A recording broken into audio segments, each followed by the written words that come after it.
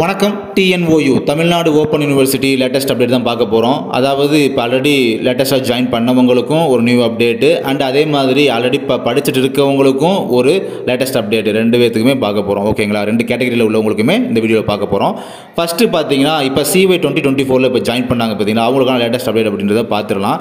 ஏன்னா இப்போ CY 2024 calendar இயரில் இப்போ ஜான் பிப்ரவரியில் வந்து அட்மிஷன் போட்டவங்களுக்கு மறக்காமல் உங்களுடைய என்ரோல்மெண்ட் நம்பர் அப்படின்றத நோட் பண்ணி வச்சுக்கோங்க. அது மிக மிக முக்கியம். ஓகேங்களா, இப்போ ரீசெண்டாக பார்த்தீங்கன்னா நேற்று முந்தானத்தெல்லாம் பார்த்தீங்கன்னா உங்களோட மெயிலை செக் பண்ணி பாருங்கள். அதாவது நம்முடைய யூனிவர்சிட்டிக்கு நீங்கள் ப்ரொவைட் பண்ண அந்த மெயில் ஐடி அப்படின்றத கொஞ்சம் போய் செக் பண்ணி பாருங்கள். அதில் பார்த்தீங்கன்னா என்ரோல்மெண்ட் நம்பர் அப்படின்றத வந்து யூனிவர்சிட்டியில் சென்ட் பண்ணி வச்சுருக்காங்க. அந்த நம்பரை வந்து மறக்காமல் நோட் பண்ணி வச்சுக்கோங்க. உங்கள் லாஸ்ட் வரை நீங்கள் ரிசல்ட் செக் பண்ணுறதுக்கோ இல்லை எதுக்கோ கண்டிப்பாக அந்த என்ரோல்மெண்ட் நம்பர் அப்படின்றது கண்டிப்பாக உங்களுக்கு தேவைப்படும். இந்த விஷயத்தை புரிஞ்சுக்கோங்க. இன்கேஸ் உங்களோட மெயில் இன்பாக்ஸில் வரல அப்படின்னா கூட அதே மெயிலில் ஸ்பேம் ஃபோல்டரில் செக் பண்ணி பாருங்கள். அந்த ஸ்பேம் ஃபோல்டரில் வந்து ரிசீவ் ஆகியிருக்கலாம். ஓகேங்களா, செக் பண்ணி பார்த்துட்டு மறக்காமல் என்ரோல்மெண்ட் நம்பரை நோட் பண்ணி வச்சுக்கோங்க. ஓகே, நெக்ஸ்ட்டு பார்த்தீங்கன்னா அடுத்து அந்த காலண்டர் இயர் அகாடமிக் இயருக்கான அந்த எக்ஸாம் நடந்து முடிஞ்சது, செமஸ்டர் எக்ஸாம். அந்த எக்ஸாமுக்கான ரிசல்ட் எப்போ வரும்? ஸோ ரிசல்ட் டிக்ளேர் பண்ணணும் அப்படின்னா அதுக்கான பேப்பர் வேல்யூஷன் அப்படின்றது முடிஞ்சிருக்கணும் இல்லைங்களா?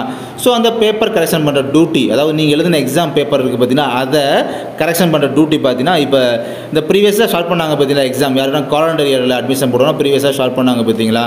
ஸோ அவங்களுக்கான எக்ஸாம் பேப்பர்லாம் பார்த்தீங்கன்னா கரெக்ஷன் டியூட்டி அப்படின்றது போயிட்டு இருக்குது. ஓகேங்களா, ப்ராசஸ் அப்படின்றது போயிட்டு இருக்குது. இன்னும் கொஞ்ச நாளே பார்த்தீங்கன்னா இந்த அகாடமிக் இயர் அட்மிஷன் போட்டு அவங்களாம் அந்த எக்ஸாம் எழுதினவங்க அவங்களாம் கொஞ்சம் லேட்டாக ஆரம்பித்தாங்க. கொஞ்சம் லேட்டாக ஆரம்பித்தவங்களெலாம் பார்த்தீங்கன்னா அவங்களுக்கான பேப்பர் கரெக்ஷன் பார்த்தீங்கன்னா ஸோ இதை இப்போ இந்த ப்ராசஸ்லாம் போகுது பற்றி இதோட சேர்த்து பார்த்தீங்கன்னா அடுத்து திருத்த அவங்களுக்கும் வேல்யூஷன் அப்படின்றது ஆரம்பிச்சிருவாங்க. ஸோ வேல்யூஷன் அப்படின்றது கண்டினியூவாக போயிட்டு இருக்கும். ஸோ இந்த வேல்யூஷன் முடிஞ்சதுக்கப்புறம் பார்த்தீங்கன்னா அடுத்த ரிசல்ட் அப்படின்றத டிக்ளேர் பண்ணிடுவாங்க. ஸோ அகைன் சொல்கிறேன், காலண்டர் இயரில் அட்மிஷன் போட்ட அந்த பேஜ் இருப்பாங்க பார்த்தீங்களா? ஸோ அவங்களுக்கான ப்ராசஸ், அதாவது பேப்பர் வேல்யூஷன் ப்ராசஸ் அப்படின்றது போயிட்டு இருக்குது. பேப்பர் கரெக்ஷன் டியூட்டி அப்படின்றது போயிட்டு இருக்குது. இன்னும் கொஞ்ச நாள்லையே அகாடமிக் இயரில் ஜாயின் பண்ணவங்களுக்கான அந்த எக்ஸாம் எழுதியிருப்பாங்களோ அந்த அகாடமிக் இயரில் படித்தவங்களுமே அவங்களுக்கான எக்ஸாம் எழுதின பேப்பர்ஸுமே இன்னும் கொஞ்ச நாளில் பேப்பர் கரெக்ஷன் அப்படின்றது ஸ்டார்ட் ஆயிரும் அப்படின்றத வந்து இன்ஃபார்ம் பண்ணியிருக்காங்க. ஓகேங்களா, ஸோ இந்த விஷயத்தை புரிஞ்சுக்கோங்க. இது முடிஞ்ச அப்படின்னா எப்படியும் மே எண்டுக்குள்ளே ரிசல்ட் அப்படின்றத நம்ம எதிர்பார்க்கலாம். அவங்க எப்படியும் மே எண்டுக்குள்ளே ரிசல்ட் அப்படின்றது டிக்ளேர் பண்ணிடுவாங்க. எப்படியும் அதுக்கு மீறி போச்சுன்னா ஜூன் ஃபஸ்ட் வீக் வரையும் போகலாம். அதுக்கு மேலாம் எதுவும் போயிடாது. கன்ஃபார்ம் ஜூன் ஃபஸ்ட் வீக்கில் ரிசல்ட் வந்துடும். அதுக்கு முன்னால் மே எண்டில் கன்ஃபார்ம் ரிசல்ட் வந்துடும் அப்படின்றத நம்ம புரிஞ்சுக்கலாம். இப்போ போகிற சுச்சுவேஷன் அப்படின்றத பேஸ் பண்ணி நம்மளுமே ரிசல்ட் எப்போ வரும் அப்படின்ற இன்ஃபர்மேஷனை வந்து உங்களுக்கு ப்ரொவைட் பண்ணுறோம். தேங்க்யூ.